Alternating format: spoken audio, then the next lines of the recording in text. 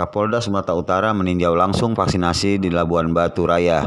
Hal ini guna mempercepat vaksinasi guna mencapai target 70% sebelum akhir tahun. Kunjungan Kapolda Sumatera Utara di wilayah hukum Polres Labuan Batu meliputi 3 kabupaten, yakni Kabupaten Labuan Batu, Labuan Batu Selatan, dan Labuan Batu Utara. Dalam kunjungan vaksinasi di Mapolres Labuan Batu, Jenderal Polisi Bintang 2 tersebut menyapa dan berdialog dengan beberapa warga yang sudah menerima suntikan vaksin dosis pertama jenis Sinovac di halaman Mapolres Labuan Batu pada Rabu petang. Untuk meningkatkan animo masyarakat untuk mensukseskan vaksinasi, Polres Labuan Batu menyediakan hadiah door prize bagi warga yang beruntung setelah mendapatkan vaksinasi dosis pertama terhitung sejak 6 Desember hingga akhir tahun 2021. Terlihat antusias masyarakat dan pelajar mendatangi Mapolres Labuan Batu untuk mendapatkan dan menerima suntikan vaksinasi dosis pertama guna mencegah dan meningkatkan imun ketahanan tubuh di masa pandemi COVID-19.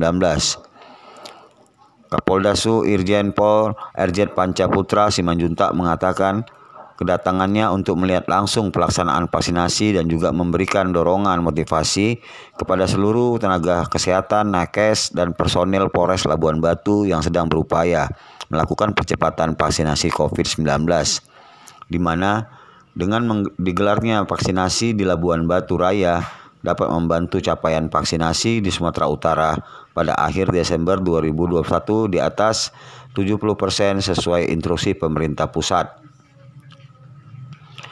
Kapolda Su pun meminta kepada pihak perusahaan, BUMN, dan swasta agar ikut serta bersama-sama mensukseskan dan mendukung program vaksinasi ini untuk kesehatan masyarakat.